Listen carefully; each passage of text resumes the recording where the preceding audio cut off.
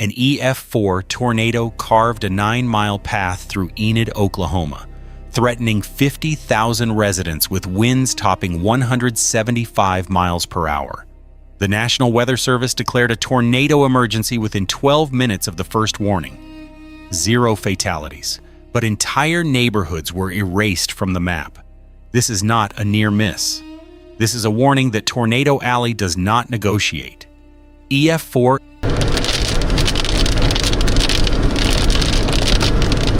is the second highest tornado classification on Earth. Only 1% of all tornadoes ever reach EF4 or EF5 intensity. Enid sits 70 miles north of Oklahoma City, population 50,000, with Vance Air Force Base directly in the storm's path. This was not a freak event. This was not an outlier. Enid lies in the heart of Tornado Alley, where warm Gulf moisture collides with cold Rocky Mountain air every single spring. The atmospheric conditions that built this monster are seasonal. They reload every April. They reload every May. The question is not whether another tornado will form. The question is where it will touch down next. Enid had 12 minutes from the first warning to the first impact. 12 minutes to move 50,000 people out of the path of winds that strip wood frame homes down to concrete slabs. 12 minutes before the funnel dropped into residential streets and carved a scar 9 miles long. And the storm chasers were already there, cameras rolling, as the wedge descended. Wind shear is what happens when horizontal rotation in the atmosphere is tilted violently vertical.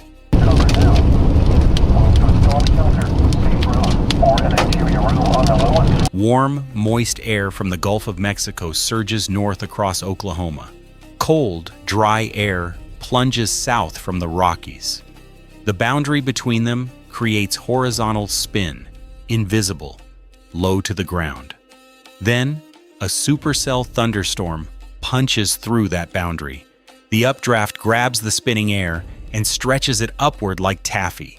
Horizontal rotation becomes vertical. The funnel tightens.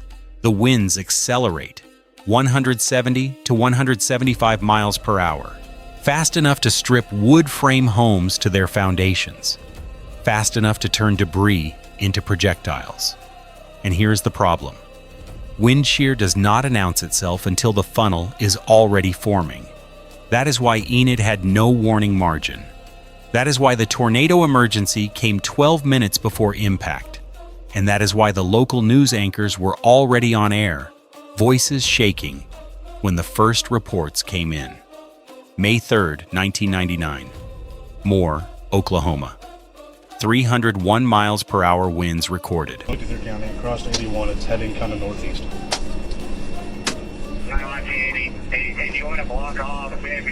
The Bridge Creek Moore tornado remains the most powerful tornado ever measured on Earth.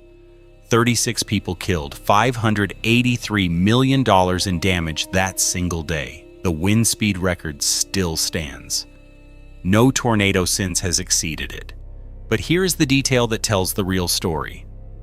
Oklahoma has absorbed 4 violent EF4 to EF5 tornadoes since 1999.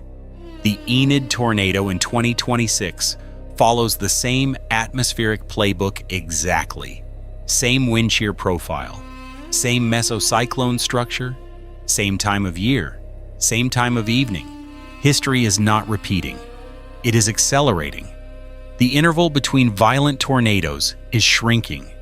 The damage footprints are widening, and the warning times are not improving. Enid had 12 minutes. Moore in 1999 had 17. The gap is closing. The atmosphere does not care about preparedness plans. It does not care about shelters, or sirens, or storm chasers. It cares about temperature gradients and moisture content and jet stream positioning. And on April 23, 2026, all 3 aligned over Enid, the same way they aligned over Moore 27 years earlier. The result was inevitable. The destruction was not a surprise to meteorologists. It was a confirmation. And that confirmation came with a designation reserved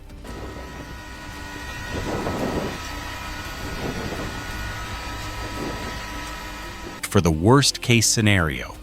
Tornado emergency issued at 8:25 p.m., 12 minutes after touchdown.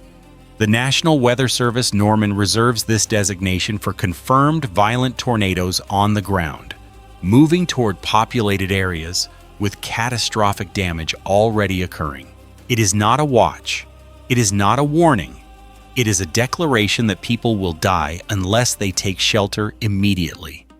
Fewer than 50 tornado emergencies have been issued in United States history. Enid became number 47.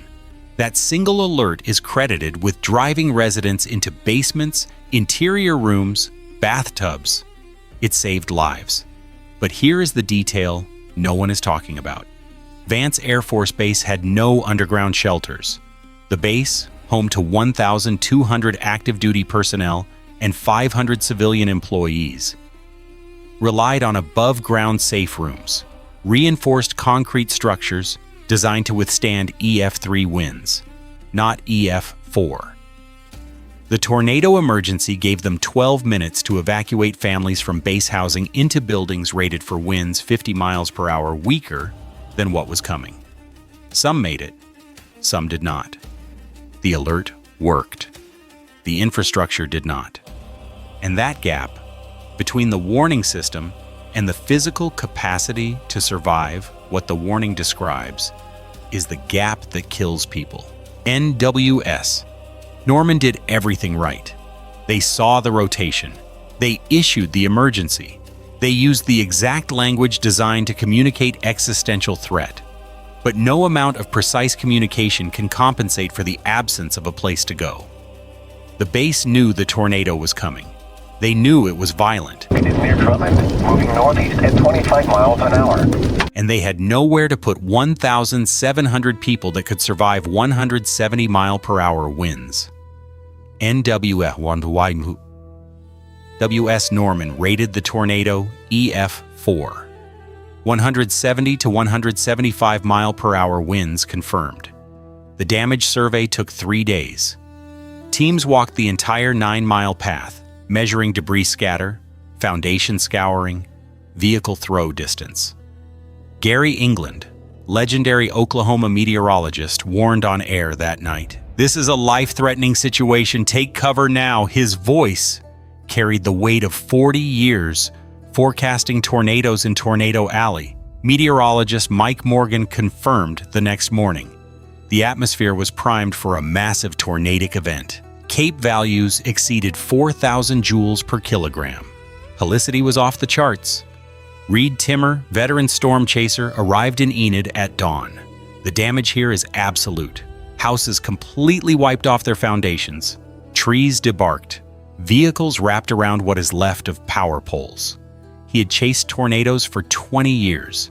He called the Enid damage path one of the most complete destruction zones he had ever documented. What the survey found on the ground rewrote the risk map. The tornado maintained EF4 intensity for 7 of its 9 miles.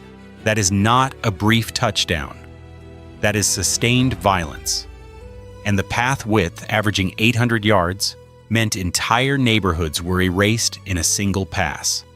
Here is what is not making headlines. The numbers stack. 9 miles long, 500 yards wide. That is the measured ground scar, not a projection, not a model. The National Weather Service survey team walked it, mapped it, documented it. 40 homes damaged or destroyed across Enid, 10 people injured, 0 fatalities.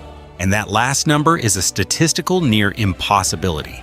EF4 tornadoes cause roughly 70% of all U.S. tornado fatalities. 70%. This tornado carved through a city of 50,000 people at 200-mile-per-hour winds and killed no one. Only 1% of all U.S. tornadoes ever reach EF4 or EF5 intensity. 1%. This was that tornado. And it hit a populated area. Vance Air Force Base lost power and water simultaneously. Not one system, both. At the same time, the base sits 3 miles northwest of downtown Enid. Training operations halted. Backup generators kicked in, but the water supply was severed at the main. No redundancy, no failsafe. The tornado cut the line and moved on. The numbers, when you stack them, are staggering. 9 miles of continuous destruction. 500 yards of width means entire blocks erased in a single pass. 40 structures gone, 10 injuries, 0 deaths. That 0 is not luck. It is the result of a tornado emergency declaration issued 18 minutes before impact. 18 minutes. That is the buffer between catastrophe and massacre. The scale ratchets fast. EF4 winds strip asphalt from roads. They pull anchor bolts from concrete foundations. They turn vehicles into projectiles. And this tornado maintained that intensity for 7 of its 9 miles. 7 miles of sustained EF4 violence. The survey record is not a projection. It is the measured aftermath. And the numbers are not making headlines because the fatality count is 0. But here is the detail that tells the real story. 0 fatalities in an EF4 urban strike is a statistical anomaly. It does not reflect reduced risk. It reflects a warning system that worked and a population that listened. Take away that 18-minute buffer and the numbers rewrite themselves. Cap. A layer of air trapping energy below. When it breaks, They are the survey record. And the survey record says Enid, Oklahoma, was 18 minutes away from a completely different headline. Picture it. April 23, 2026, 8:13 p.m., South Enid, Garfield County. Maria Gutierrez is in her bathtub, not by choice. The tornado siren is screaming. The freight train roar is already overhead. She pulls a mattress over herself and braces. The walls dissolve above her, not collapse. Dissolve. The roof peels back in sections. The windows explode inward. The roar is so loud she cannot hear herself scream. And then it stops. Silence. She climbs out of the tub. Her house is gone. The exterior walls are still standing, but the interior is shredded. Insulation hangs from the ceiling joists like torn fabric. She steps outside. No street signs remain standing. Her neighbors are emerging from rubble. One man is holding a child. Another woman is sitting on a curb, staring at nothing. Maria walks 200 yards east. She finds her wedding album in a debris field. Intact, not a scratch. The leather cover is wet, but the photos are untouched. The album was in a closet on the second floor. The second floor no longer exists. The album is lying in a ditch next to a stop sign from 3 blocks away. What she describes is what the EF scale cannot measure. The scale measures wind speed, structural damage, debris throw distance. It does not measure the moment you realize your house is gone and you are still alive.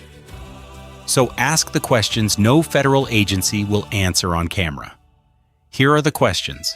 If 40 homes were destroyed at EF4 lower end intensity, what survives EF5?